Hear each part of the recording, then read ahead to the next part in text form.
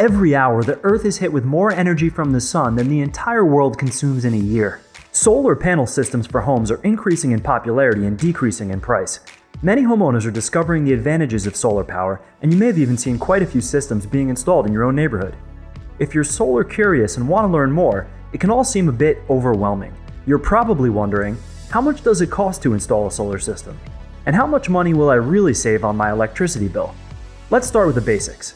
In this video guide, we'll provide you a general overview of solar energy, so you can have a strong foundation of knowledge and make the best possible educated decisions regarding solar power for your home. First things first, what is a solar panel? A solar panel, or photovoltaic panel, is a panel made of solar cells. Solar cells are the essential component by which light is converted into electrical energy, and they're usually made up of crystalline silicon. Each solar panel usually contains from 32 up to 96 solar cells. Depending on the way solar cells are made, solar panels are categorized as polycrystalline, monocrystalline, or thin film. The first two categories, which are the most common types of solar panels, are made of crystalline solar cells. The third category, thin film, is made of amorphous silicon. Apart from the typical framed solar panel, there are also other types of products that can be used in residential applications. Frameless solar panels have been on the market for more than a decade. Also, solar shingles and solar tiles, popularized by the Tesla solar roof, are two types of products that are becoming more popular among residential applications because they combine the technology of solar panels with aesthetic integration into the house. Solar cells produce electricity by converting the tremendous solar energy that the Earth receives every day in the form of sunlight, and more specifically in the form of photons. Most typical commercial solar solutions convert sunlight to electrical energy at an average efficiency of 3 to 17%. If we could break the sunlight into the smallest possible pieces, we would get photons. So photons practically are the smallest possible energy packets of sunlight. First of all, the top layer of solar cells have an anti-reflective coating, which helps them collect as much light as possible. Right below, we have the main layer of a solar cell, which is basically a sandwich of two silicon layers. These two layers are specially treated, so that the upper layer has a surplus of electrons, while the bottom layer has a shortage of electrons. What is needed for the extra electrons to move from the upper to the bottom layer is a little bit of extra energy, and that energy is provided by the photons, when the sunlight hits the solar cells. When the solar panels are exposed to light, electric current is generated. The more sunlight hits the solar panel, the more electricity is produced. That means that during cloudy, rainy, or snowy days when sunlight is reduced, solar panels still produce some electricity, but it's limited compared to the electricity produced during a sunny day.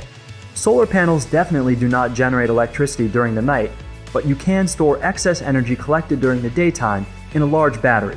It's important to place solar panels somewhere where the sunlight can hit them directly and not be obstructed by sources of shade like trees. In order to have a complete system that will produce electricity for your home, you need the following components: solar panels, solar panel mounting structures, an inverter, an electrical panel with the necessary switches and circuit breakers, DC and AC electrical cables, and the power meter. Now let's break down these individual components. As we explained before, the solar panels generate electricity when they are exposed to light. More specifically, they generate DC electrical current. But in order to use the electricity produced by the solar panels, we need to have AC electrical current, alternating current, which is the type of current used by your home and by the power grid. So we need an inverter.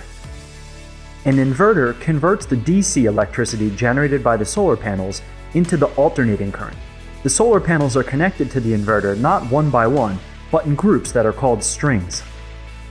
In order for the AC electrical current to be distributed to the grid or to the house, an electrical panel with the necessary switches, circuit breakers, and wiring must be installed, while a power meter is used to measure the electricity produced from the installed photovoltaic system.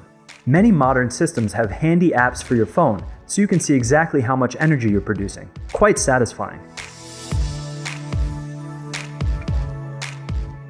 Generally, residential solar systems are separated into two main categories: off-grid and on-grid.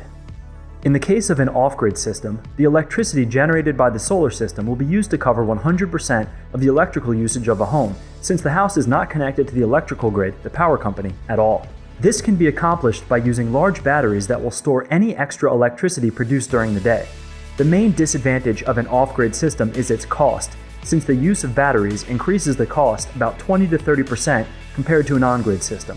Many jurisdictions do not allow you to operate your residence off-grid, so you'll have to check. In an on-grid system, the house where the solar panels are installed is connected to the main power grid. Electricity generated by the solar panels can either cover the electrical needs of the house, or when you produce more electricity than needed, it's sent to the power grid. This leads us to net metering. With net metering, your monthly electricity bill is calculated both ways, based on the net of your overall energy consumption and the monthly output from your solar panels. If you're producing more energy than you're using, the utility company will actually pay you. For example, if your solar panels have overproduced 3,000 kilowatt hours on sunny days, and you have consumed 4,000 kilowatt hours from the grid on dark nights, you will get billed only for 1,000 kilowatt hours. In some cases, net metering policies actually pay a higher rate for the electricity that's produced from your solar panel system than what you pay to purchase the electricity from the grid. How much you actually save depends on a number of factors, the most important of which include, of course, how much electricity your home or business uses. The average annual electricity consumption for a U.S. residence was 10,766 kilowatt hours, an average of 897 kilowatt hours per month. And a typical domestic solar installation aims to offset 70 to 90% of your monthly usage. Of course, the exact savings on your electricity bill depends on other factors. If your family has electric cars that need daily charging, your electricity requirements might be much higher. Where you live matters a lot. Sunnier is better. For example, a 5 kilowatt installation consisting of 20 solar panels can produce approximately 8,000 kilowatt hours every year if your house is in a hot and sunny state like California.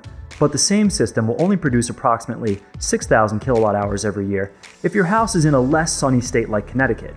That means that a 5 kilowatt system could offset between 60 and 80% of your electricity bill depending on how sunny your region is, based on an average annual electricity consumption of approximately 10,000 kilowatt hours. There's a great online tool where you just plug in your address and it calculates how much electricity you can generate and how much money you can save on your electric bill. I've linked to that in the description below. The available surface on your roof, the unshaded part with the appropriate orientation, determines how many solar panels you can install and consequently your savings. A simple case to have in mind is that you need roughly 350 square feet in order to install 20 solar panels, which would have a total power of 5 kilowatts, an average size solar system in the US. That tool I just mentioned actually allows you to select your roof on Google Maps and it factors it into the calculations. The inclination and orientation of your roof are also important. To produce maximum electricity, solar panels should face south, and your roof should have an inclination in which the sunlight hits vertically on average during the whole year. The more you go up north, the steeper the incline of your roof should ideally be. In 2019, the average cost of a residential solar panel is $299 per watt. So with an average solar panel system size of 5 kilowatts, you're looking at an average cost of $14,950 before any tax credits or incentives. Equipment makes up the majority of the cost, but permits and labor are also factored in. You can deduct 30% for the current federal solar tax credit, and there are also many other localized incentives offered by your state or your utility company. These prices of course vary depending on the brand of solar panels, the size of your installation, your installer, and also on your state, but this is just to give you a rough idea of what to expect. The best way to get a good price on solar is to compare quotes from many different installers, and there are some great services for that which have also been linked below. Based on the parameters we've already mentioned like cost, electrical consumption of your house or business, how sunny your region is, a solar energy system provider can help you determine which would be the ideal system for you in order to save as much as possible on your electrical bills. Don't forget that there are many choices regarding brands of solar panels and solar inverters, and a good installer will help you select the optimal system for your budget. The most important parameter that determines whether or not a roof is appropriate for a solar panel installation are its inclination and its orientation. Your solar energy provider can calculate exactly how much sunlight your roof will receive during the whole year. Although solar panels have a weight of only about 2 to 4 pounds per square foot, structural safety is definitely another important factor.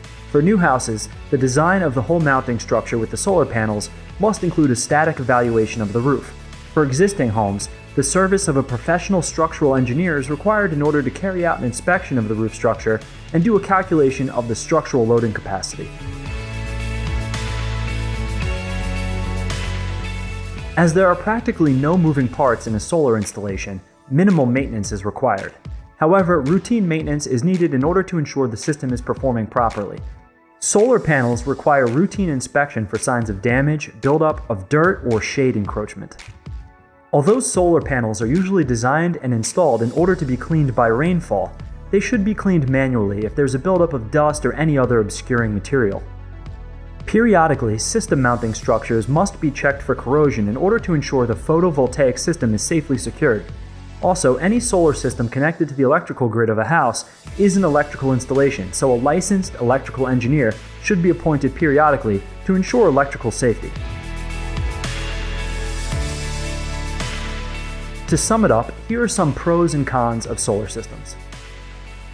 A true renewable energy source. Reduce your electricity bill and provides insurance against rising power prices. Low maintenance cost. Financial incentives from the government. They operate quietly with no moving parts and emit zero pollution. They have a long service life and reliability in operation.